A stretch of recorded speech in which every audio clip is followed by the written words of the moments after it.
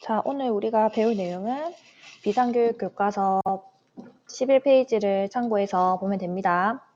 자, 여러분들 지난 시간에 우리가 직권이 변화하는 거에 대해서 잠깐 얘기했었죠. 바다가 산이 되고 산이 바다가 되는 그런 과정을 얘기하는 거랬는데 실제로 우리가 직권이 변화하는 것을 볼 수 있는 곳이 있어요. 어디냐면 바로 아프리카예요. 아프리카. 그래서 이 아프리카에 가면은 이 케냐 지역이 굉장히 심한데 이 케냐 지역에 가서 보니까 뭐가 있어요? 네, 그렇지. 이런 틈이 있는 것을 볼 수가 있어요. 좀 자세히 보면 이렇게 갈라지는 거예요.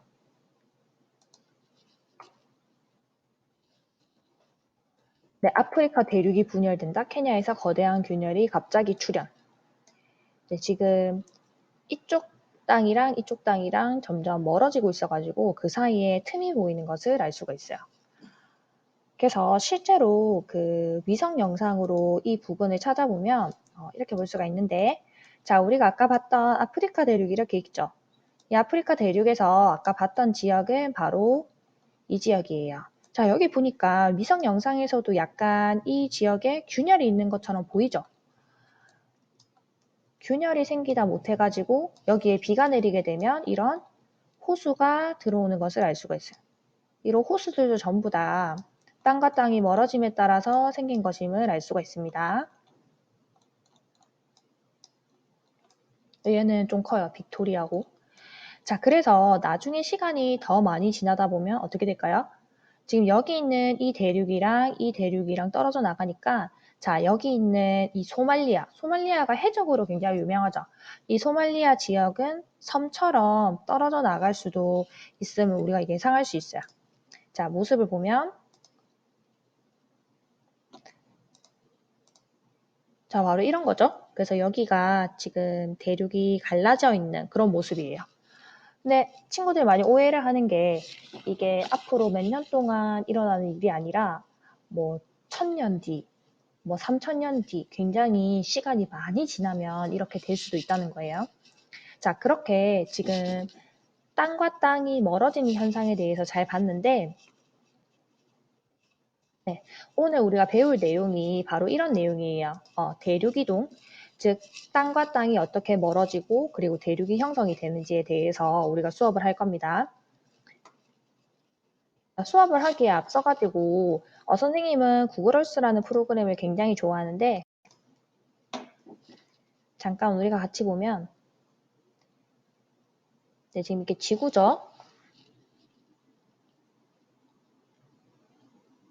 네, 우리나라를 쳐서 같이 한번 보면은, 선생님 지도 보는 것을 굉장히 좋아하는데 우리나라 바로 옆에 있는 일본 있죠. 일본이랑 우리나라랑 자세히 잘 보니까 어때요? 모양이 굉장히 잘 들어맞죠. 이렇게. 실제로 옛날에는 우리나라랑 일본이 붙어 있었대요. 근데 이 동해 지역에서 화산활동이 많이 일어나게 되면서 동해가 생겨났어요.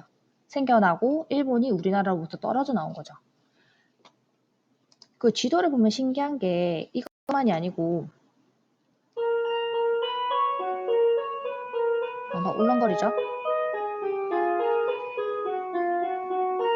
자, 여기 보면 우리가 아까 봤던 바로, 그치, 지금 아프리카 대륙이 이렇게 있는데, 아프리카 대륙도 잘 보니까 지금 옆에 있는 이 부분 있죠?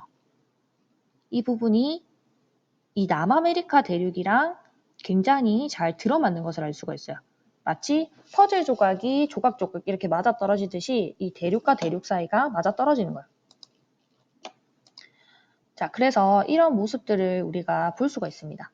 근데 이걸 베게너라는 그 과학자가 선생님의 비슷한 취미를 가지고 있었어요. 지도를 보는 걸 굉장히 좋아했는데 이 사람이 대륙들을 다 잘라가지고 맞춰보니까 마치 퍼즐 조각이 맞춰지듯이 하나의 큰 대륙으로 만들어지는 거예요. 그래서 대륙은 원래는 하나로 붙어 있었는데 이게 나누어지면서 지금과 같은 모습이 되었다라는 대륙이동설을 얘기하게 된 겁니다.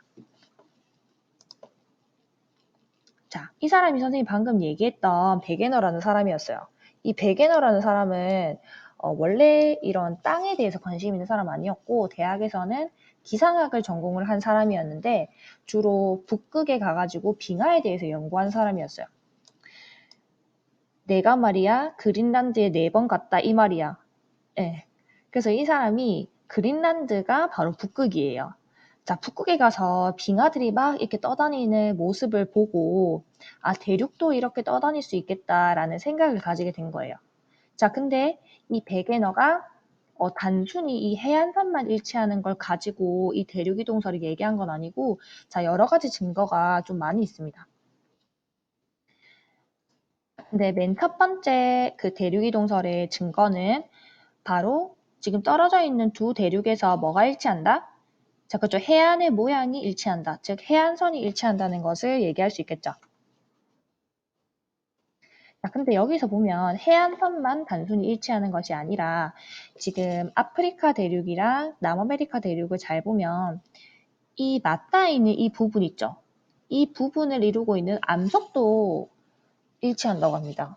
떨어져 있는 두 대륙인데 암석이 일치하는 거예요. 이거를 비유를 하자면 자, 이렇게 비유를 할 수가 있는데요. 자, 여기 보니까 그 케이크가 있는데 지금 이 케이크가 있죠. 지금 첫 번째 있는 케이크랑 두 번째 있는 케이크랑 어때 보여요?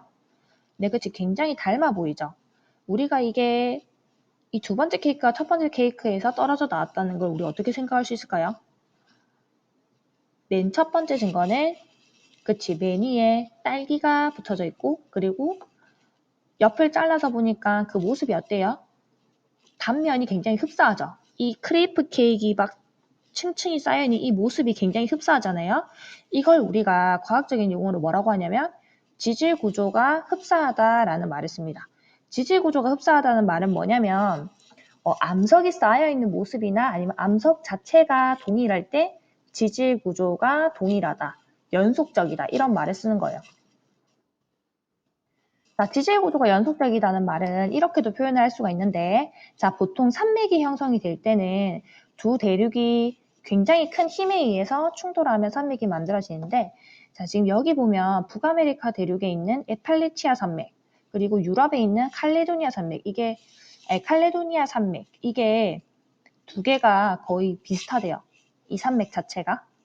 그래서 얘를 이렇게 쭉 이어서 보면은 연속적으로 일치하는 것을 알 수가 있어요.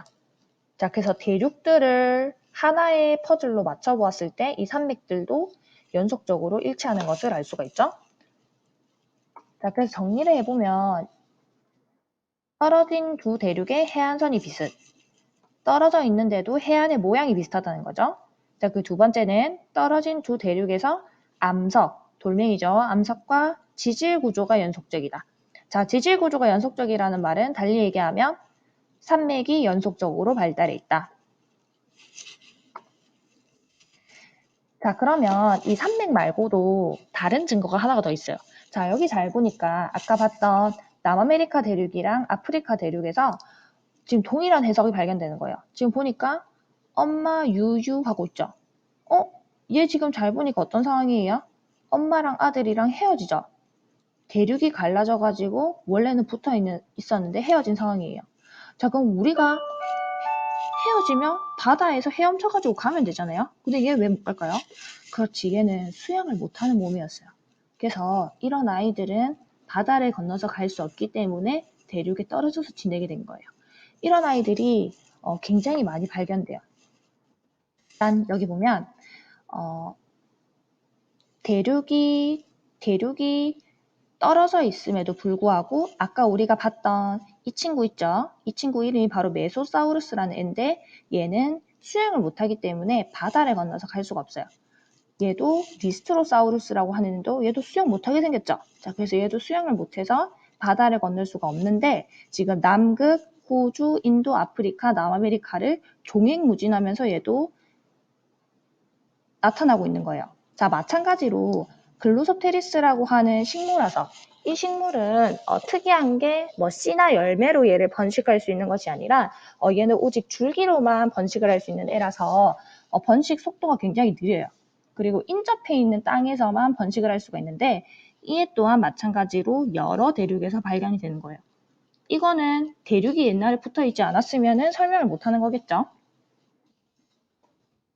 자, 그래서 대륙이동설의 두 번째 증거는 자, 멀리 떨어져 있는 여러 대륙에서 같은 종의 화석이 발견된다는 것을 볼 수가 있고, 자, 이때 중요한 것이 이때 발견되는 화석은 담수성 화석. 담수라는 말은 해수의 반대말이에요.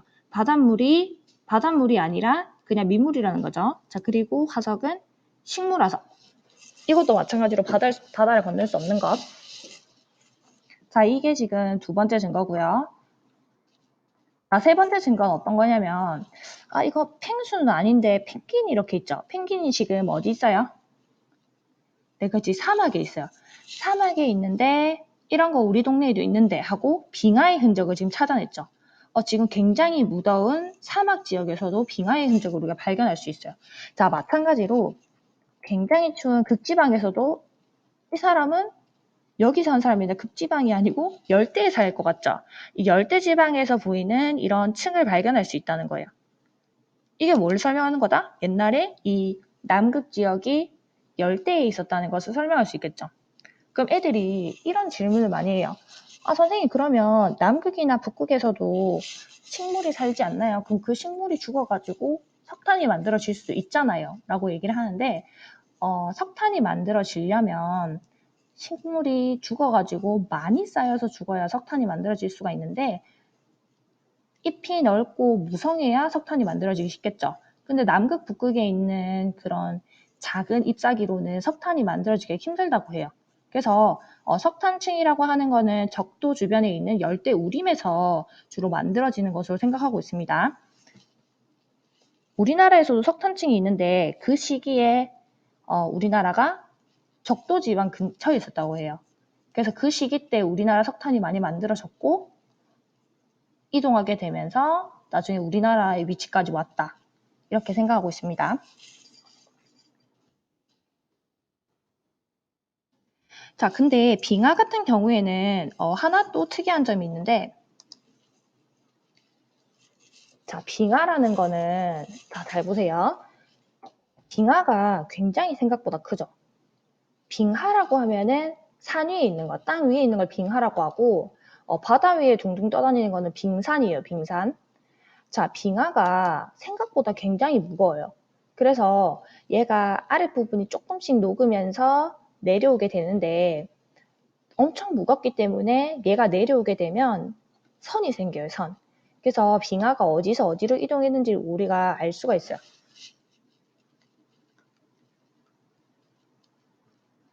그래서 우리가 빙하가 어디서 어디로 이동했는지를 알 수 있기 때문에 옛날 빙하의 방향을 추적을 해봤더니 바로 이런 모습인 거예요. 지금 남극으로부터 점점 한 방향으로 멀어지는 모습을 볼 수가 있는데 남극으로부터 멀어지는 모습이죠. 자, 근데 여기서 특이한 점이 뭐냐면 자, 여기 잘 보세요. 남아메리카. 남아메리카에는 이 끝에서부터 여기까지 굉장히 큰 산맥이 하나가 있죠. 네, 안데스 산맥이라는 것인데 지금 빙하라는 거는 당연히 녹게 되면 산 꼭대기에서 아래쪽으로 내려오게 될 거잖아요. 근데 얘는 특이하게도 바닥에서부터 산 위쪽으로 올라가는 그런 모습을 그리게 되는 거예요. 이 말이 안 되잖아요. 이 아까 굉장히 무겁다고 했던 이 빙하가 오히려 산 꼭대기를 타고 올라가는 그런 모습임을 알 수가 있는 거죠. 자, 그래서 이건 바로 뭘 얘기하는 거냐면 옛날에 이 남아메리카 지역은 산맥이 형성되기 이전이었고 지금 남극 지역 있죠. 이 지역이 옛날에는 산 꼭대기였고 산에서 아래쪽으로 내려가는 방향임을 알 수가 있는 거예요. 그러니까 현재 대륙의 분포랑은 달랐다는 거죠. 그러니까 현재 있는 산은 예전이 아니었다는 거. 자, 그래서 빙하의 분포를 통해서 우리가 알 수 있는데 이걸 정리를 하면 현대 기후에서 발견될 수 없는 기후의 화석이 발견된다. 자, 예를 들어서 아까 그 열대우림에서 빙하의 흔적이 발견되는 것 또는 극지방에서 석탄층이 발견되는 것 이것을 얘기할 수 있겠죠. 자, 그리고 여러 대륙에 남아있는 빙하의 흔적과 이동 방향은 한 곳에서 흩어져 나간 모양이다. 자, 이게 바로 남극 대륙을 중심으로 해서 흩어져 나간 그런 모습을 그린다는 거예요. 자, 그래서 이렇게 중요한 이 증거들에도 불구하고 베게너의 대륙이동설은 그 당시에는 인정을 받지 못했어요. 그 이유가 바로 뭐냐면 대륙이 이동한다는 그 원동력을 설명을 하지 못했기 때문인데 우리가 뭔가가 움직이려면 그게 어떻게 움직였는지 힘을 설명할 수 있어야 되는데 그걸 설명 못한 거예요. 이 베게너라는 사람은 지구 물리학자가 아니었기 때문에 지질학자가 아니었죠. 지질학자가 아니었기 때문에 좀 약간 당대의 그 과학자들한테 신뢰를 얻지 못한 것도 있고, 그리고 이 사람이 원동력을 설명하라고 했을 때 자기가 기상학자잖아요. 그러니까 맨 처음 생각해낸 게 달의 인력. 그러니까 달이 지금 지구를 끌어당겨서 밀불과 썰물이 일어나듯이 그것이 대륙에 영향을 미쳐가지고 대륙이 점점 이동할 것이다 라는 얘기를 했는데 바로 지구 물리학자들이 그 달의 조속력을 딱 계산을 하고 땅이 이동할 때 드는 마찰력을 계산을 해가지고 절대로 이건 가능하지 못하다고 다 반박을 한 거예요. 그래서 결국 이 베게너는 그것을 증명하기 위해서 자신의 의견을 자기는 너무 맞다고 생각하는데 너무 억울하니까 이걸 증명하기 위해서 다시 한번 그린란드로 가게 돼요. 그래서 그린란드 북극으로 가게 돼가지고 그 증거를 다시 찾으려고 했는데 그 길로 베게너는 돌아오지 못했습니다. 네. 그래서 북극에서 실종당했어요. 그래서 이 베게너라는 사람은 거의 제2의 갈릴레오라고 불릴 정도로 굉장히 천재적인 사람인데 그 당시에는 인정을 받지 못하고 북극에서 안타까운 죽음을 맞이하게 됐어요. 근데 우리가 이 부분에서 선생님은 흥미로웠던 게 이 베게너라는 사람이 사실은 실제로 지질학이라는 그런 분야에 대해서 정석 대학에서 이렇게 공부를 하거나 하지 않았고 이 사람은 기상학을 공부했기 때문에 빙하들이 이렇게 움직이는 모습을 보고 대륙이동설에 대해서 생각을 했댔잖아요. 그게 실제로는 이런 주입식 교육을 받지 않고 이걸 실제로 보고 자유롭게 생각했기 때문에 굉장히 혁명적인 생각이 나오지 않았나라는 생각이 들기도 합니다. 자, 그래서 이 베게너의 한계는 바로 이 대륙 이동의 원동력, 대륙이 어떻게 이동할 수 있는가의 힘을 설명하지 못했다는 게 그 한계였고요. 그래서 베게너가 죽고 나서 이제 이 이론은 더 이상 얘기한 사람이 많이 없었대요. 그러고 나서 이제 더 이상 얘기를 안 했겠죠. 그러고 나서 한참 시간이 지나가지고 영국의 아소홈즈라는 사람이 있었어요. 굉장히 잘생겼죠. 이 사람은 영국에 있는 시골 출신인데 굉장히 머리가 좋아가지고 우리나라로 치면은 진해에 있는 굉장히 작은 시골 마을에 있는 청년이었는데 감자 농사 같은 거 지었대요. 집이 어려워가지고 감자 농사를 막 지으면서 공부를 막 한 거지. 주경야독 공부를 해가지고 서울대학교에 올라간 거예요. 그래서 젊은 나이 때부터 공부를 엄청 많이 하고 싶었는데 집이 못 살았기 때문에 결혼을 빨리 하고 나서 이제 그 위에 가가지고 도시에 가서 공부를 계속했대요. 근데 이 당시에 영국에서는 굉장히 큰 이슈가 하나가 있었는데 바로 이 사람이 발견한 거예요. 뭐게? 이 사람은 일단 누굴까요? 네, 맞아요. 이 사람은 바로 방사선을 발견한 퀴리 부인이에요. 퀴리 부인. 퀴리 부인은 노벨 물리학상과 노벨 화학상을 다 탄 그런 굉장히 유명한 과학자잖아요. 여성 과학자면서. 이 퀴리 부인이라는 사람이 라듐에서부터 이 방사능을 발견하게 되면서 그 당시에 과학에서는 너무 사람들이 이건 혁명적이다. 그래서 그 자신의 이론을 이 방사선에 이렇게 대입해서 많이 봤었어요. 그래서 이 아서홈즈라는 이 사람도 굉장히 똑똑한 사람이었기 때문에 혹시 이 방사선이라는 게 암석 속에 있는 것이었으니까 이 암석에 방사선이 있으면 어떤 일이 있을까를 생각을 해본 거예요. 우리가 주로 쓰고 있는 이 방사성 원소는 이게 바로 방사성 원소인데 지금 이 돌덩이죠, 돌덩이. 이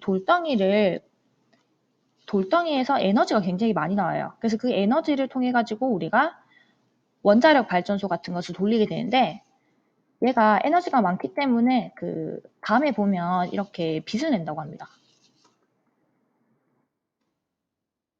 근데 얘는 그 발전소에 사용하는 거는 이게 농축되어 있기 때문에 이런 거고 실제로 얘는 땅속에 많이 있는 거잖아요.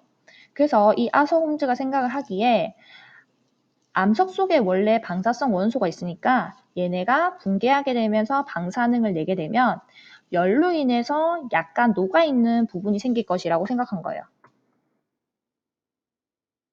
자, 마치 이런 거죠. 지금 대륙이 이렇게 있으면 대륙 밑에 이 멘틀이라는 부분이 녹아있는 거예요.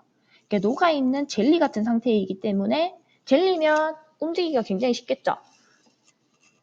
그래서 우리 아까 그 대륙이동설, 데게너의 대륙이동설에서는 땅이 그냥 딱딱한 채로 이동할 수 있다고 얘기를 했는데 이 홈즈는 아랫부분이 방사성 동위원소에 의해서 열을 받아서 녹아있기 때문에 말랑말랑한 상태니까 훨씬 더 이동하기 쉽겠죠. 그래서 얘가 움직이게 되면서 대륙과 대륙이 이렇게 갈라지게 된다는 그런 이론을 얘기하게 된 거예요. 이게 바로 뭐냐면 멘틀 대류설이에요. 대류설. 대류라고 얘기하면 뭐냐면 우리가 라면 끓여 먹을 때 라면을 데우면 그 라면 건더기가 막 위아래로 움직이잖아요. 그게 그 뜨거운 부분은 가벼우니까 위로 상승하게 되고 식은 부분은 옆으로 이동해가지고 아래로 가라앉게 됐잖아요. 무겁기 때문에.